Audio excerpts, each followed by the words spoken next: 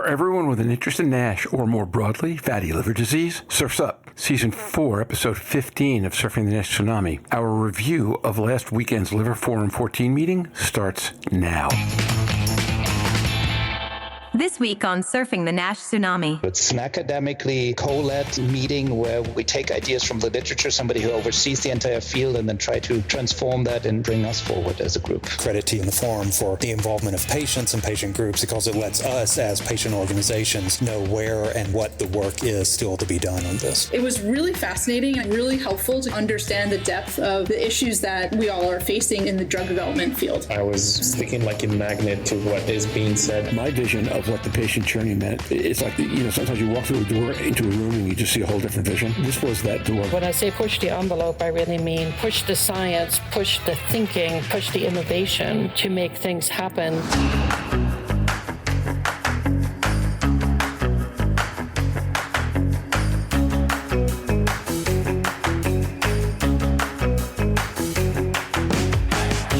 Every week, a global community of fatty liver disease stakeholders comes together to explore the most important challenges in diagnosing, treating, and developing medications for patients with fatty liver diseases.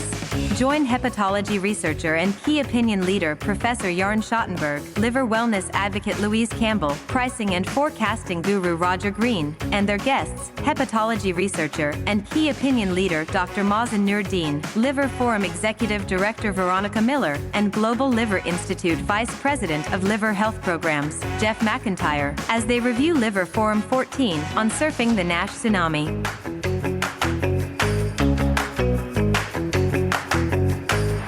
So we're into April, for those of you who hadn't noticed. At least where we are, weather is a lot better. I can't speak for anybody else. If you don't have video on your screen, but Jeff McIntyre, if not outdoors, is clearly in a rustic environment with an outdoor feel to it. Jörn and Mazen and Michelle are clearly in their offices. And when Veronica arrives in a couple of minutes, we'll see where she is. But first of all, let me just start by saying hi to Michelle Long, who's not been with us since, last July? Yeah, things are really good. So when last we saw you, you were getting ready to make this huge transition to the dark side, or the bright side, depending on how you want to look at it. How's that gone for you? It's been great. It's definitely been the bright side. I've found some really wonderful colleagues to work with at Novo Nordisk, and it's been super fun. It used to be that I'd go to events like the Liver Forum or AASLD meetings or other times like this to get together and talk about NASH all day, and it would be super fun and super enriching. And now I get to do that every day, all day long. So for me, it's just a dream position. And you cannot be really on the dark side, Roger, with Novo Nordisk. I completely agree with you. We all know that the leading medicine, they led diabetes for many years. But Michelle probably can tell us more about their ranking for employment satisfaction. So I think Michelle and I had conversation before she moved, and I said, you cannot go wrong with Novo Nordisk. In fact, I think that's right. If there's such a thing as the bright side, period, Novo Nordisk pretty much lives on side of angels. So, but I think, Mazen, I heard Michelle just say that they're living up to what you told her about employment satisfaction ratings, if not beating it. Yeah, for sure. And I remember the last time we had Michelle on, Mazen, you were on as well. We were talking about the review you two just published about lean NASH, and that was last July, I'm thinking, right? Time flies, man. Yes. Yeah, it does. It was an enjoyable process working with Michelle. When you slack, she just helps you out without making you feel bad that you're slacking. I can't envision you slacking, Mazen. Not at least by most people's definition of slacking. Yes, I do not slack, but sometimes I get too much on my plate, and I just try to balance as much as I can. Okay, so we've not seen Mazen in a little while. We've not seen Michelle in a lot longer, and the other two folks we have with us right now, as compared to the one who'll be joining us shortly, are Jörn and Jeff, who we've seen a bit recently. Jörn frequently, Jeff more than previously. Jeff is, where are you today, Jeff? I am just outside of West Virginia, out in far western Maryland, just a mile or so from the West Virginia state line. Okay. Jeff was telling us before he came on that he's had this place for a long time, but it finally has internet. Yeah, it's lovely to be here. I'm kind of probably about an hour south of Morgantown in West Virginia, where West Virginia University is. It's very, very rural. It is an area that was unfortunately disproportionately impacted by consequences of the pandemic. You know, while many of us were complaining about Zoom meetings and remote work and having to be at home, that just really wasn't an option in this area of the country where they're still dealing with things like fentanyl and broadband access. And so when the pandemic hit, fortunately, there were some packages that went through Congress that allowed for some better federal funding. And eventually now, whatever stage of the pandemic folks consider us to be at, broadband has been supported and is finally out to reach this rural area, which will hopefully help support education and just better resources for the folks out here as well. Well, that's great and obviously important. And then we have Jörn with us, who's actually been stationary for the last week, huh, Jörn? Yeah, hi, Roger, and hi, everyone. It feels a little unusual to not be traveling, but the whole thinking about what time zone am I in, what time zone does Washington lie in, then daylight saving time really was quite an effort and exercise. Congratulations to Europe for being aligned with time in the U.S. again, or to the U.S. for being aligned with time in Europe. It's been a bit confusing, but we're all through it. So we're here today to talk about the Liver Forum meeting that ran last Friday and Saturday in Washington. Veronica Miller will be joining us, but shortly. So while waiting for her, why don't we just go do typical icebreaker? I think, Jeff, I'm going to assume you did yours talking about West Virginia. But everybody else, one good thing that's happened in the past week that you, in your life, that you just want to share, personal or professional. Brave one, go first. I can go. I'm going to mention a couple of things about the Liver Forum. I think Michelle and I were talking about this. It's really good to be around friends again. Actually, we were on the road multiple times in the last 2 weeks. So it was CLDF followed by the NASH cirrhosis, which reminds me, you probably should do an episode on that. The NASH cirrhosis symposium by the AASLD. We've talked about that. We've just got to figure out when to get it in. And about the NASH cirrhosis, actually, Mazen was one of the 4 chairs, and I have to say they made a fabulous program there. Congrats, Mazen. I'm touched. So Mazen, we have a couple of weeks in May and June. We've got nothing yet. So why don't you and I talk later about how to pull this into one of those? I look forward to it, but I really was thinking that it was really good to hang out with a few friends. Michelle is one of them, and I've seen many people. It feels like it's back. We sat down. We had social hour. The Liver Forum, I'll make it quick. I was particularly excited. I mean, they were really thoughtful. We're working on something on cirrhosis. You saw the gastro paper defining NASH as a contributor for cirrhosis, and now we are stratifying NASH cirrhosis trial based on multiple things, including NITs. So, I mean, of course, I'm doing that work with others, so I'm excited about it. But actually, I was particularly interested and impressed with an effort that Michelle started with a combination therapy subgroup that the Liver Forum has decided to start. And this is an area of my interest. And I asked Michelle immediately if I can be under her leadership. Personal, after I came back from this travel, my daughter and many other daughters, they started spring break. So I took her the day after while I'm finishing a book chapter. I finished book chapter, so that was off my plate. I was happy about it. Then I took my daughter to a swimming lesson, and then that was half an hour, and she did not have enough for that. So I spent 3 hours not me in the pool, she in the pool, and me watching her, and I had daughter daddy day. So it was great. Fantastic. That sounds wonderful. I'll just share something briefly again after traveling last weekend and a short strike. We covered that on a pretty late recording. Feels like we've talked 3 or 4 days ago, Roger.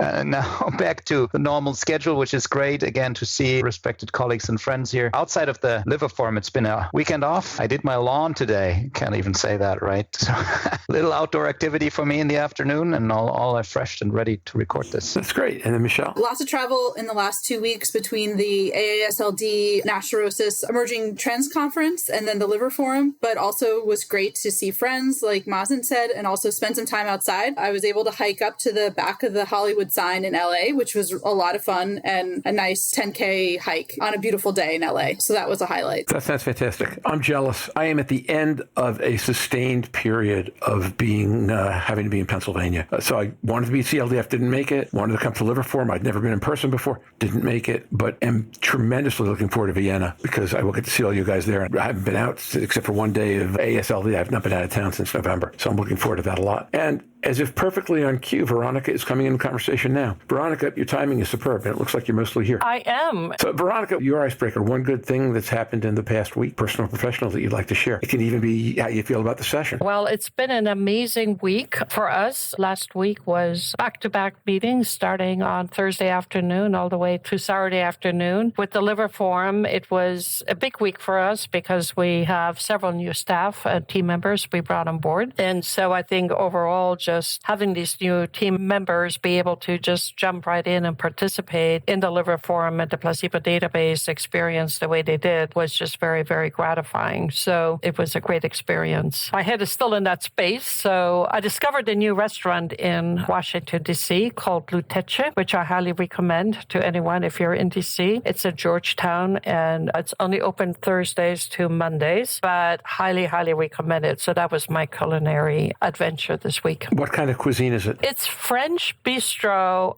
and like French bistros, very tightly populated and quite noisy, but the food is, again, influenced by the French, but beautifully, beautifully done. It's a very small place in Georgetown. Okay, thank you for that. And we will all take that note as well as our listeners. My good thing of the week, frankly, is I want to thank Veronica. I've not been invited to previous liver forum meetings. And while I was not able to get there in person, because as I said a moment ago, I've not been traveling, although that will clean up in the next month or two, it was just a great event to participate in. And I had the opportunity of chatting throughout it with Jörn, who also was not there in person, and a couple of other friends from Mazen, a couple of other friends from time to time. But Veronica, I stand in real appreciation and respect of what you folks have put together. I learned a lot, I thought a lot, and I like the way things got connected. So thank you for inviting me, and that was my fun point of the week. My unfun point of the week, as Jörn pointed out, was that between his travel schedule and me being sick Saturday and Sunday, we had a heck of a time getting an episode out last week. We recorded 3 days ago. We didn't finish getting the conversations posted until this morning, and now here we are back again. But I feel great today. Whatever was ailing me isn't, and it's all good. So why don't we dive in? Veronica, Mazen has suggested, and I think it's a good idea, let's take a minute at the outset for people who might not have heard your episode last November to just remind folks of what Liver Forum is and what it's about. Just take 2-3 minutes and kind of at a high level go through it, and then we'll step from there into the meeting itself. Right. It's the Liver Forum is one of the several forums that we have under the umbrella of the Forum for Collaborative Research. And it's really, simply put, a way to help facilitate drug development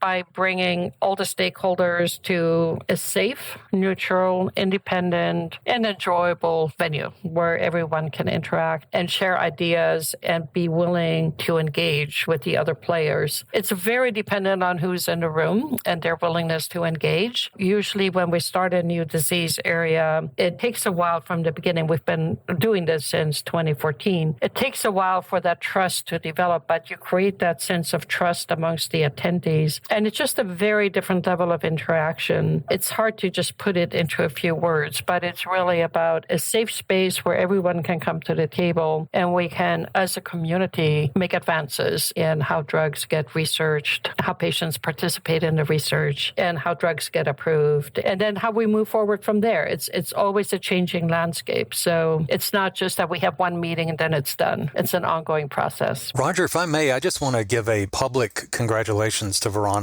and say that I thought this was a tremendous meeting, and the Liver Forum was actually the very first liver meeting that I went to when I joined the Global Liver Institute, and seeing its evolution, the evolution of discourse, patient involvement. I just think it really reflects well on the field, certainly reflects well on the forum as well, that it was just very, very substantive. Great presentations all around, good discussion even around with some of the controversy. But it's been really great to see it grow up this way. Thank you, Jeff. Jeff, they say whoever puts their hands up gets slapped. So just on that note, was there a moment or something specific in the meeting that jumped out at you and said, wow, this is really great. This is really proof of progress? Well, I would be remiss if I just didn't talk about the patient involvement. My first meeting that I went to didn't have a ton of patient involvement a couple of years ago, pre-pandemic. And this one had it on multiple panels with multiple different people. There were more patients in the room as well. And so I think that was something that's really important. And granted, it's a scientific conference, and I don't mean to take away from that aspect of it, but I felt like to be able to have patients there was really profitable in terms of building bridges, being able to understand. One of the patients that was on one of the panels, I'm forgetting which panel it was, Jennifer Berg, who was someone that we had worked with on some previous stuff. You know, it was nice to be able to talk to her and just see kind of what makes sense, what doesn't make sense, how can we better communicate these sort of things, what questions do you have? Everybody gets lost in the acronyms eventually at one place as a starting point, but also just kind of the basic principles being put forward about whether she had a sense of optimism, where she had a sense of feeling responded to in any way. And fortunately, she's incredibly smart, she's incredibly savvy, and incredibly motivated in this field. And so I think that I would point to just the patient involvement writ large, I think was definitely definitely a real highlight for me. Michelle, let me just ask, wondering how having that level of patient involvement shaped or improved your experience there? We're all in there trying to advance the field and hopefully get a drug approved in NASH or multiple drugs approved in NASH. And we're doing it for the patients. So it's really helpful to have the patients there to be able to give their voice and give their perspective. Because we talk about all these details about endpoints and whether or not your NAFLD activity goes up in one direction or down in the other. But in the end of the day, it's about making people feel, function, and survive better. And I just feel like sometimes when we get really into the weeds, we forget about that. This was a chance for everyone to hear the patient voice right then and there. And so it was great to kind of have the opportunity to reflect again about what is truly important. And from the patient perspective, we heard that not getting worse, having a stable disease and being able to go about their lives without worrying about their liver and having that burden taken from them is a huge part of treating NASH. That has so far been not heard as loudly as it could. And it really was a great opportunity, I think, to come together around that particular goal. Let me follow up, Roger, and just say GLI had a great representation and for all the work they did. The session I chaired with Donna together, Jeff was on the stage, and you can feel the engagement, even if we're discussing referral pathways and patient involvement here. So again, heads up to GLI. And I remember this one comment, and again, I was following online. Somebody was discussing whether stabilization of disease does that mean anything? And somebody from the back of the room was yelling, yes! Like the patient off voice comment coming in. And I think that's what the forum is about, you discuss together. And thank you so much. And I just wanted to kind of follow up on what you said, Jeff, in this part of the discussion. Yes, it's a science-based conference, but it's not meant to be a conference. It is a convening of all parties. And as I said, the landscape changes. And I think what we have seen in the NASH space, more and more, patients have organized. Donna Cryer has been on our steering committee from the very beginning. And then there are other groups like the American Liver Foundation. There is the Fatty Liver Foundation. And as these come up, we bring them in as well. And then individual patients like Jennifer, who's not really attached to any one organization. So the landscape changes. And it was very nice for me to see how that whole patient community is also communicating amongst each other and being able to contribute more. So it's always a changing landscape. And at the forum, we adjust to that. And of course, are very happy to see that we can also support that growth of the patient voice. But from the very beginning, it's meant to be a part of it. I just wanted to make sure that that was very clear. Clear and duly noted. I just from far and on video, one of the things that struck me was not merely the presence of patients, but in general, the flow of dialogue, everybody involved in everything. You go to sessions where patients are present. In fact, Jeff and I have had this conversation in meetings where people have had to peel him off various walls and ceilings over this subject, where patients are present, but that's almost so people can say, well, we have patients here, and then they don't listen or don't pay attention or, frankly, sometimes ignore and contradict. And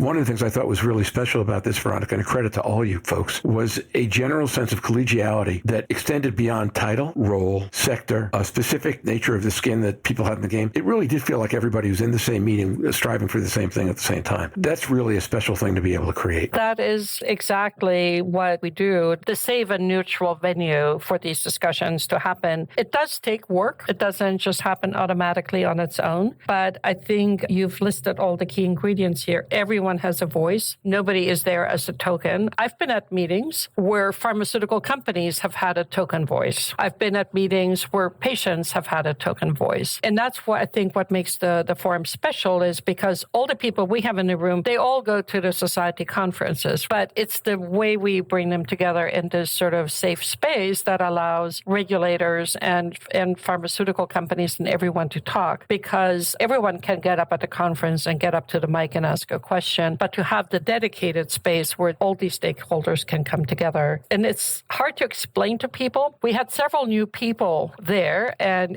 thank you, Roger, for your comments and about your experience of this, because they come to me afterwards and say, this is what the forum is. Now I get it. So it's almost like you have to experience it to really get that feeling. It's about transparency. It's about openness. It's about inclusivity, etc. I just want to add to that a little bit, like from my angle, and I guess many people's angles. I almost missed the meeting for various reasons, and I'm glad I did not. And I was thinking that all through the meeting. Like we all go to meetings, especially if you've been doing NASH for some time. Sometimes things things seem repetitive, and it's okay to repeat things. But this meeting was nothing about that. It was very intellectual. I said I would have missed this. I would not know what I would miss, but I would still have regretted it. I was thinking all the way through is it kept me interested and it kept me learning throughout, although I've been doing this for a while now. We're sitting there, we're talking about, for instance, I'm just going to throw the topic I talked about earlier, cirrhosis, how to move that forward. And we're at a time that there are not too many NASH cirrhosis. You're really thinking 4 or 5 years down the road. When the combination therapy came as we're studying this, the placebo has been there for a while, but has not been resolved. So it's one learning experience after the other. And most importantly, like brain stimulating. You're not sitting there for no reason. And then the stat comes on Saturday morning and you're like, gosh, am I gonna sit through all this? And I like stat and I like design trials and I try to learn. And the choice of speakers could not be better. They started with the humor, so they kept you engaged. They continued with the humor and they threw their teaching in between. There were times that probably I did not understand a few things here and there, but I learned a lot. And I'm sure if I go back and I read more, I will learn more. And after the meeting, I can tell you I got an email or two with collaborators just like thinking about beyond what the Liver Forum does, like grants to discover something on this and that. So it was very brain stimulating from my standpoint. Mazen, I want to reflect on your comment about Saturday morning for a second, and then let's dive into the meeting. I once in my life had the experience of keynoting a 400-person meeting on a Saturday morning at 8 o'clock in Miami Beach. It's a really interesting experience because A, you can't believe anybody staggered out of bed and made it there, and then B, you can't figure out how to get them out of their seats. So, Veronica, when you talk to Scott Evans, please tell him I thought his opening was brilliant. I mean, this was a long time ago. This was back in the early days of behavioral economics and prospect theory, and I actually made people do a simple loss risk aversion game where you had to stand up every time you took a position, which I teed up by telling people they could listen to me tell jokes, which would be a waste, or I could make them do calisthenics. It's a hard thing to do, and that story he opened with was just perfect. His talk was then fascinating. I thought really fantastic. But so my hat's totally off to him, in addition to everything else that went on there. Was there one particular session in the meeting that you didn't share where you thought there was particularly effective ferment or blending of views so that the session got to a place at the end that might not have been where you would have pictured it at the beginning, but you liked it a lot better? I would say that, wow, that could really be applied to many of the sessions. And even seeing, sort of talking to Veronica even after, maybe she can comment, a lot of the sessions went places that it wasn't obvious they were going to go there from if you looked at the agenda. But for me, I think that really came from the lessons learned. It was a fascinating time to hear about the ongoing programs and have a safe place where people can talk about what has been happening, how the challenges that they face, how they might go about things differently. And then people coming up to the microphone and saying, hey, look, in hepatitis B, it was this way. In diabetes, it was like this. In HIV, it was like this. And just really people sharing their experiences from either other fields and what can we learn from that, even beyond those that have experience within NASH specifically. So it was really fascinating and I think really helpful to kind of understand the depth of the issues that we all are facing in the drug development field. So for me, I think it was that session on, and actually I really liked that session too, the one you mentioned. I mean, I liked all the sessions, obviously, but that was one of those things where because of everyone being so busy, etc., the idea had been to have both programs, but it just hadn't worked out. But then being there and on Thursday night and sort of this safe space feeling, right, to say, oh, we can include this in the agenda, even though it wasn't posted in the agenda beforehand. So that flexibility of being able to,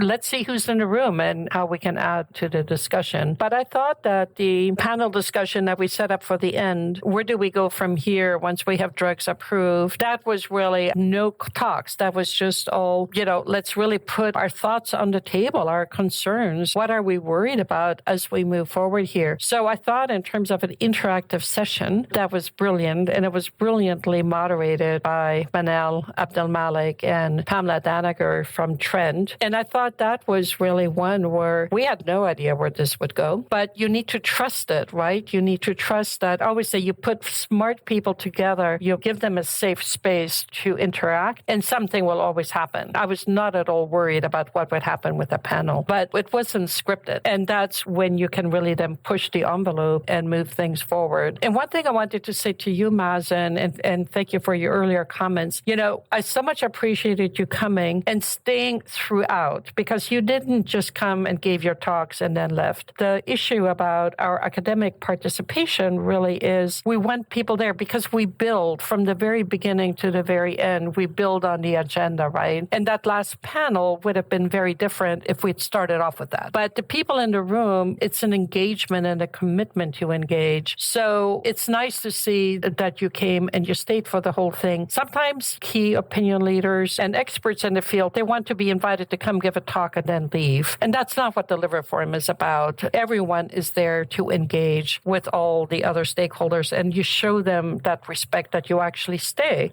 for the whole meeting and not just. So thank you very much for your engagement. I was very happy to be there. I was sticking like a magnet to what is being said, and I truly believe that you guys are advancing the field. Congratulations to you and Arun on another successful conference, and indeed, congratulations to many leaders on the subgroups, Michelle, Manal, Naga, and it's really everyone's effort, so keep it on.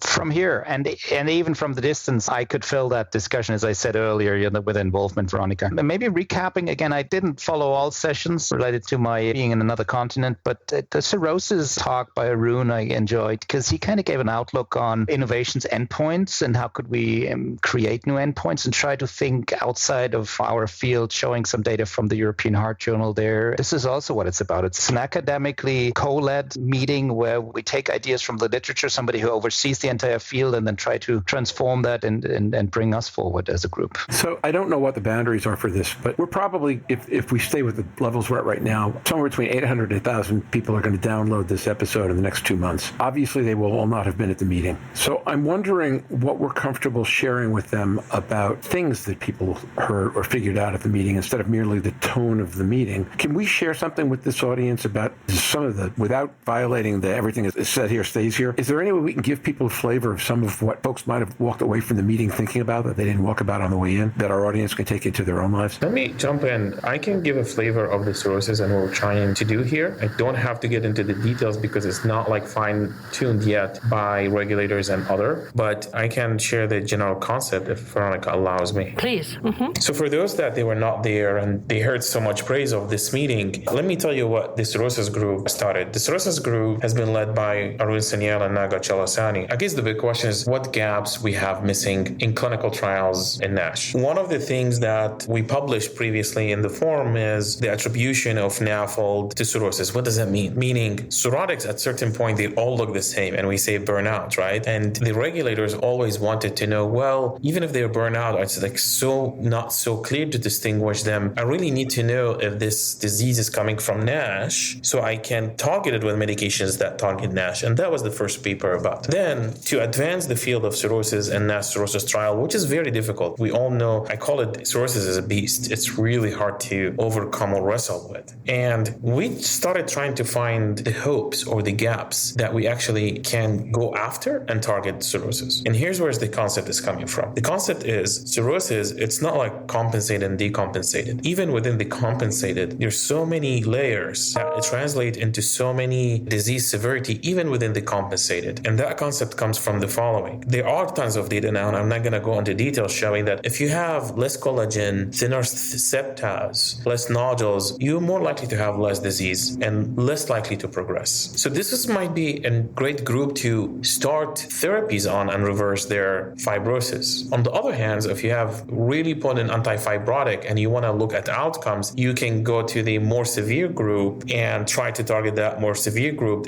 and power your sample to a study that can reach outcome sooner, not like because the earlier it's going to take them a very long time. So that's the concept. We're trying to break this compensated group into multiple layers to help with risk stratification and entry criteria. And thus, we reach the goal one day of having a medication that can reverse fibrosis in cirrhotics or reverse outcomes. So that's the big picture. We have a strata now. It's a very mature phase. It needs other inputs, at least polishing, before we send it for publication. That was very nice, Mazen. And also for the audience, we do publish all the slides, all the presentations are published, and we do write a report that synthesizes the conversations as well. And then, of course, we publish papers for the peer-reviewed publication system. The reason we're so careful about saying it's a closed meeting, it's what stays in the room, it's that what happens after, the discussions between presentations and the mingling and the talking over a cup of coffee or over breakfast or lunch or the reception afterwards. So it's exactly what Mazen was talking about. So this will be posted on the website. Everyone can see what Arun, what Mazen, what Naga talked about. But that was not something we would have first seen 8 months ago. It was really, it's always sort of, where is the envelope and where can we push the envelope today? Coming up with that session in the way we did was really being responsive to very new thinking in the field and whatever little availability of data that we have. But that was designed. I mean, we had working group updates on the agenda all the time, but exactly how that would happen was fairly recent in terms of how that came together. But that's a very nice example of that. So, Veronica, do you have another example of a different session where the same kind of thing happened? Ferment led to insight you might not have predicted at the beginning? Since I'm so involved in the agenda and building the agenda, the one session that I myself, because it was sort of where I took my own prerogative and said, okay, we're going to have the statistical session on Saturday morning, where I really wasn't sure how that would go. I knew both speakers, myself, and I was confident that they would do a good job, but it is Saturday morning and, it is April Fool's Day and who knows what to expect, right? But it flowed so well. It actually flowed even beyond my wildest expectations in terms of everything we had already talked about. And then I had not given Scott any specific instructions. I just said, remember, these are not statisticians in the audience. There will be some, but most are not. And the way,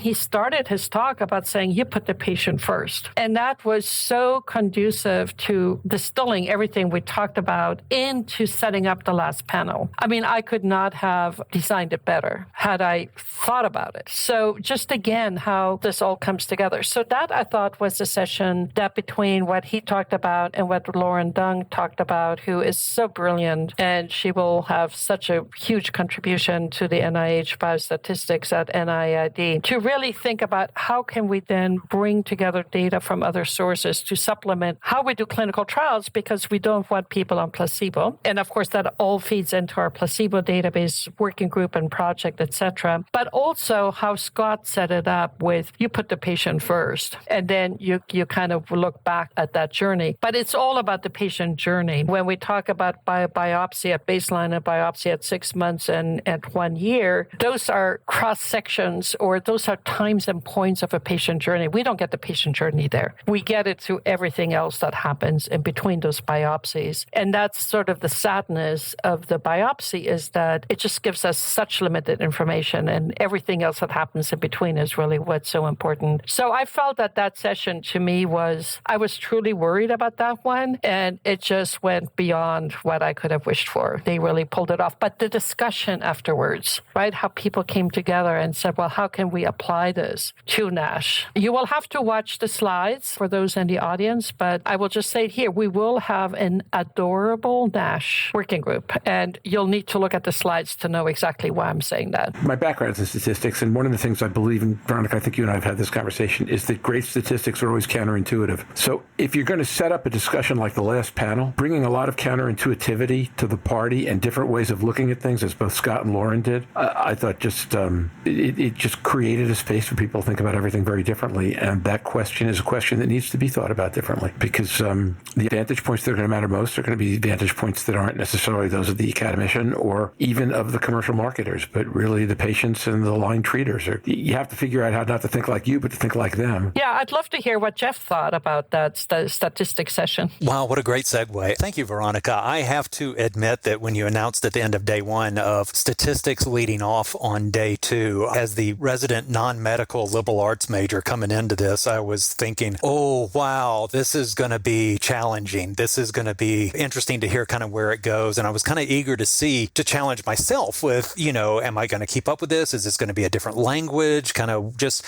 where does it go in this regard? And I've taken statistics classes, and so I kind of knew enough to know that I didn't know. And I think that one of the things that really impressed me about both of the presentations, it certainly was was the content, but was actually the linkage of the content to NASH and to the other aspects of the field, if you will, at that point. And that's where it became really resonant. It helped that both of the speakers were really charismatic, really engaging, and with no disrespect to any of the other topics that we addressed, but I think Scott posing the question to the audience of which would you rather be, smarter or better looking, was the one dilemma that seemed to mix people up during the session. But it really set a very informal... Yeah, we were interested in other things, Jeff, too, as well.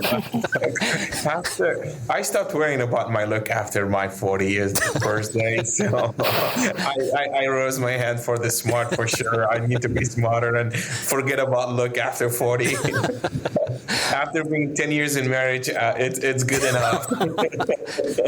And so it allowed for a much more kind of casual, informal sort of consideration. He had the great example at the start of the conversation, had the great joke at the end of the conversation. It felt much more relaxed. And so to me, those were great conversations. Lauren's presentation about real-world data design and focusing specifically on semaglutide was really relevant for me because I've been hearing and seeing so much pushback on Wegovy and semaglutide since coming from other sectors. And so it was really great to see it kind of represented in a more data-proven and more sufficient way. Just extraordinary sessions. I will say that I do think that its lead into the panel discussion afterwards, that it kind of evolved in an unexpected way to me. And I think that if we'd been able to harness the energy and the substance of those two better into that final panel, the substance of that final panel could have given us some really good action items that unfortunately I don't think that we quite got to. Yeah, again, I missed that session, so I can't really comment on the content, but just revisiting it here through the comments, makes it looking forward to what comes out of that working group. I don't think I've joined a working group, Veronica. You still will want to pick one, and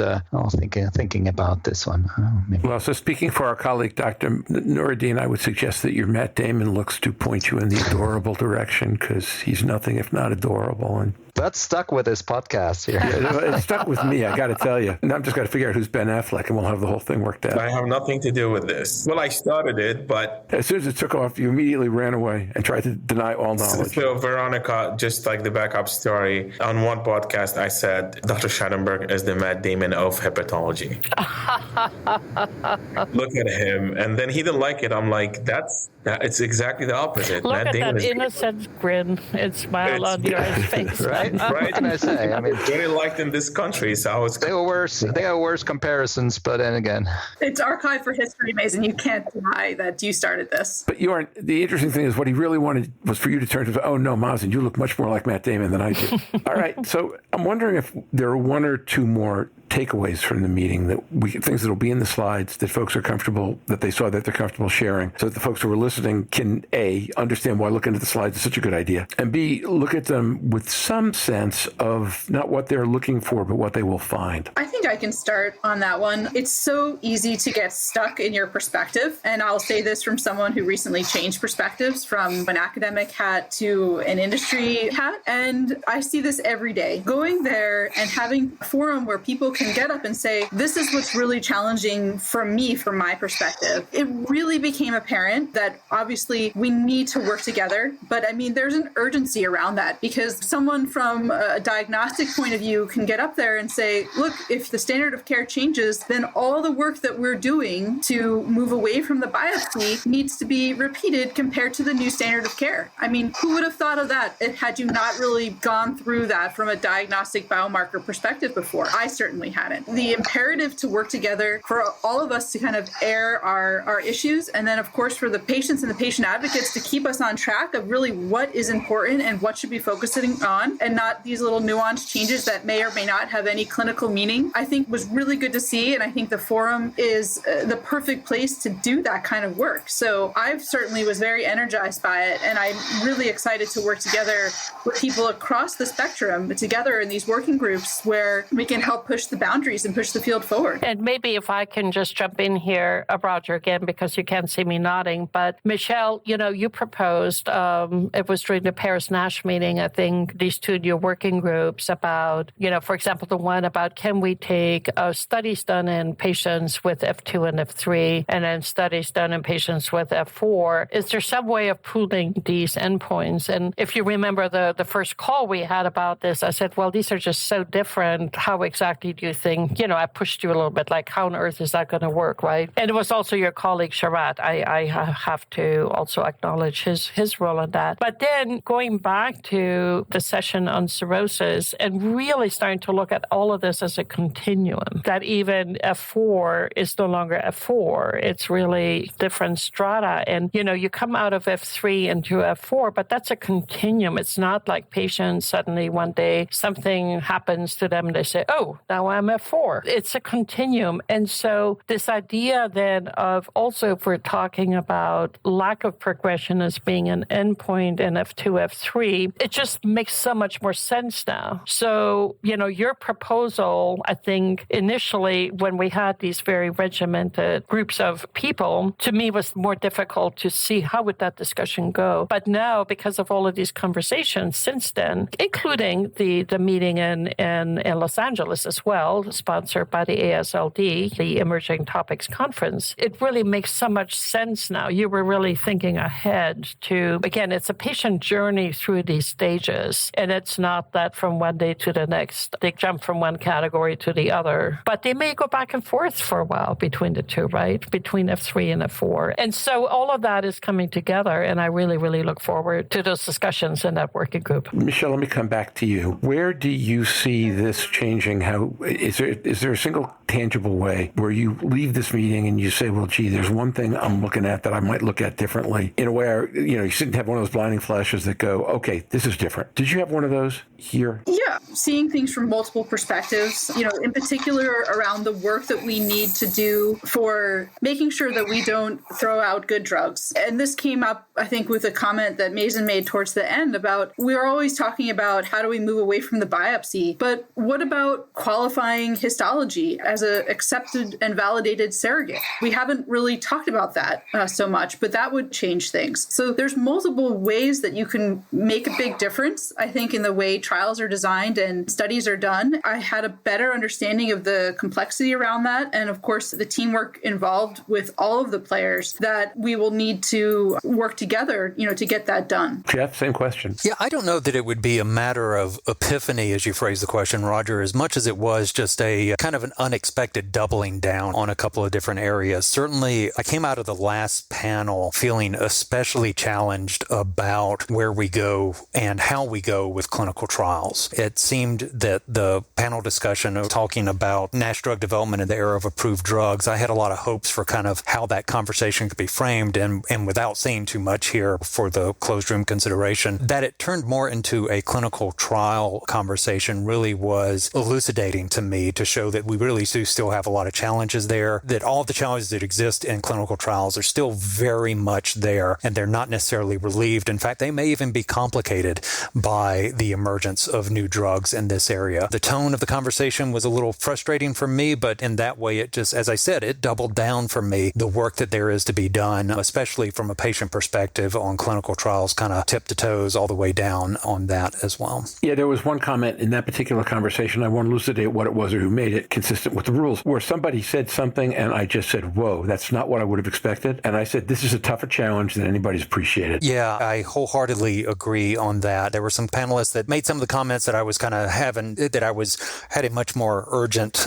language about in the back of my mind, but they were able to cover it and to take care of it. And so I did kind of come out of that, just as I said, thinking, okay, well, it's easy for us to get congratulatory about the possibility of getting over the line with some of these drugs, but that the challenges suddenly got magnified for me, especially in terms of clinical trials going forward. Well, that's very good, Jeff. The reason we put that session in there was exactly to open up this conversation. And I had no illusions that it would be easy. But it's the first round, right? And hopefully we'll continue the conversation at the next liver forum. They all build on each other, but there will be lots of conversations, one-on-ones and small groups, etc. I'd love to follow up with you and anyone here in this particular podcast, specifically as well. This is what happens. It's an ongoing process, and really I'm very happy to dig in a little bit more. But definitely, having been through some some of these discussions in other disease areas, it really challenges the field. I liked how you say there's so much more work to be done, but we needed to start. Yeah, absolutely, Veronica. And I would say that if all aspects of the field utilized as much of a Socratic process as you do for the liver forum, I think we would have resolved a lot of this. And again, it is credit to you and the forum for the involvement of patients and patient groups, because it lets us as patient organizations know where and what the work is still to be done on this. Veronica, one of the things I took out of that second morning that was remarkable to me, at least, is you come out of marketing research and people talk all the time about patient journey, patient journey, patient journey, patient journey, patient journey, until it's drummed into your head. But it's defined very differently when you're thinking commercially about how to sell or market a drug to patients and physicians than it was on Saturday morning. And starting with Scott, going through Lauren, and then to discussion, I felt that my vision of what the patient journey meant, it's like,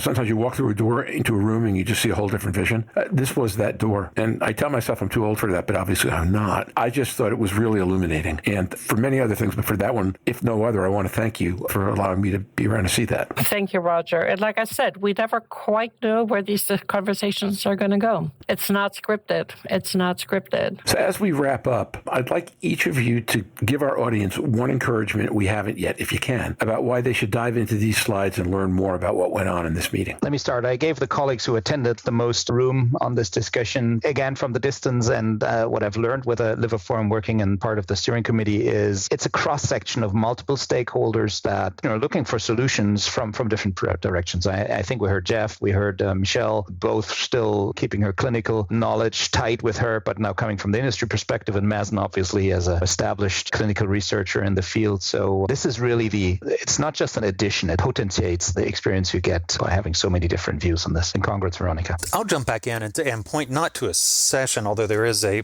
working group that dealt with this, but also to something that seemed to be thematic to me in this that I think I can still uphold without spilling too many beans about, which was the through line of placebo in so many of the conversations. I just found that fascinating and something that is spoken about a lot in patient advocacy. We at Global Liver Institute talk about clinical trials as healthcare for a variety of positive reasons in there, but to have the group actually dive into some of the issues around placebo, I thought was really enlightening. And it's good for us to be able to hear where the divisions are as much as where the possibilities and where the positives are, because so often we feel like we're just in a vacuum talking about these sort of things, or that something's revelatory, but no one else seems to be paying attention. And so to be able to see some of the debates, some of the discussions, and then kind of a agreement on many of the benefits as well as disagreement on the benefits is just really great. And it was great to see the report out from the placebo arm database and kind of continue to think about how we can best use that data. Yeah, I would just add that I totally agree with that, Jeff. And a lot of meetings you go to, either Jörn or Mazen maybe said this earlier, that it is like a rehash of a lot that we've heard before. This meeting is very different, I think worth looking at, because it's a chance for people to feel safe about putting up their challenges and really showing this is why this is hard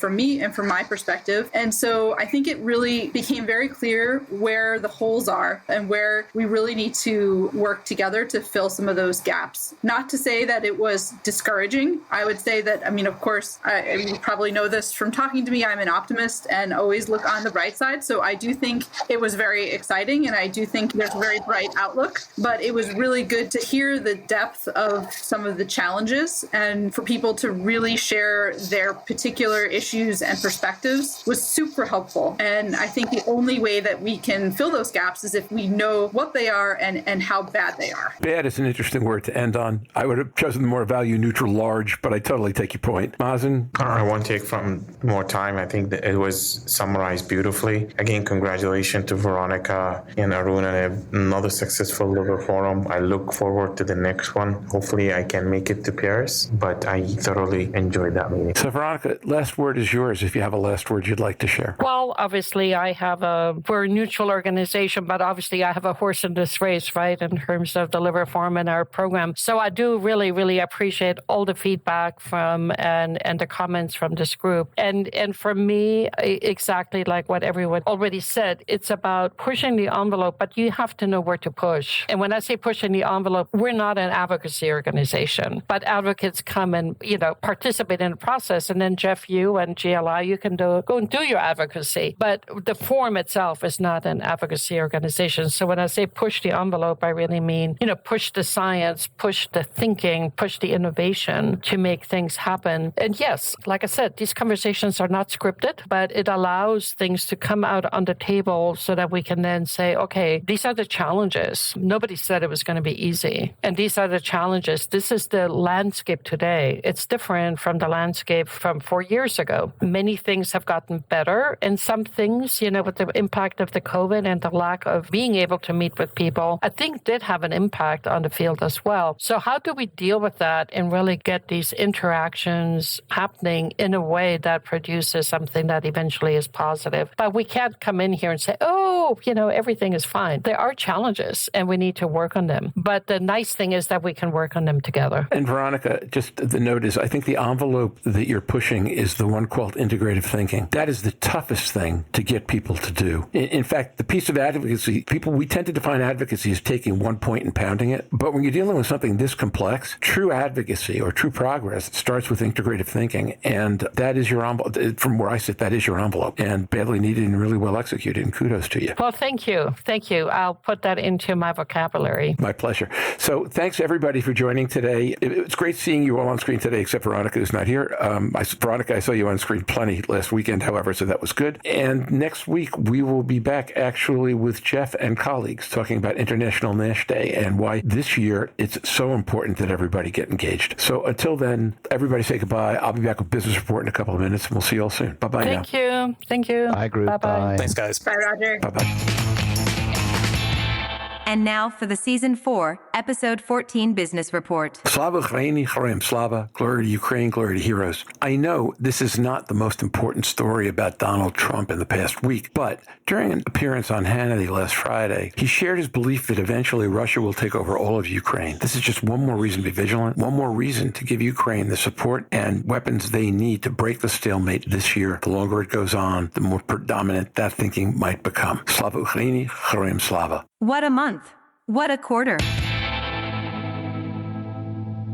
Final numbers are in for March and for Q1 of 2023. Despite the challenges we had posting our final March episode last week, we finished the month with 10,134 downloads, which was 8% better than our previous best, and the quarter with 28,701 downloads, 18% better than our previous best. Because of last week's challenges, Q2 was off to a slightly slow start, but with the Barcelona Conference, International NASH Day, the ESL Congress, the EASL Congress, and anticipated news on obeticholic acid coming this quarter, I'm confident we'll catch up to that pace quickly, probably even get ahead of it. Thanks to all of you for your loyal following. Our third birthday party continues to take shape. Our third birthday recording is just 2 weeks away today. This week, we'll begin posting information online about guest interviews and about our games of celebration. If you want to be part of our live audience for what should be a fun event, please click either the Rising Tide or CME tab at the top of our homepage to complete the Lightgate form, letting you into that database, or simply send an email requesting an invitation to questions@surfingnash.com. We'll get something out to you. The rest of the April schedule looks great. So does May. Okay, now we're into the exciting April episodes we've been talking about for a while. Next week is our pre-episode for International NASH Day, focusing on why it is so important this year for everyone to play a role. Following that is our third birthday celebration, and we round out the month looking at the future of primary care and out-of-institution liver scanning in the UK. We're not quite as far along yet on the specifics of May, but we'll be covering the Barcelona Innovations NAFLD Care Conference at the end of the month. Before that, at least one review of important academic articles, any news on obeticholic acid, and possibly a follow-up to today's episode with some of the more interesting findings from Liver Forum 14. The entire Surfing NASH team is looking forward to it tremendously. This week's Vault looks back at Integrative 2022 thinking about NITs. Our Vault episode this week comes from almost a year ago, S4-E15, with Quentin Anstey joining us to discuss some insights related to use of NITs in the clinical trial process. While this discussion does not exactly presage or mirror the Liver 14 sessions we talked about today, not even necessarily the conference itself, but some of the themes are relevant and related, so enjoy. And with that, I'm off for another week. Thanks to Jake, Magic Mike, Steve, Eric for helping get this episode out the door. As I mentioned a moment ago, next week we're discussing the upcoming International NASH Day. Until then, make sure to let us know how you feel about Rising Tide. Let us know if you want an invitation to the birthday celebration. Don't forget to send reviews. Stay safe. Surf on. We'll see you next week on the podcast. Bye-bye now.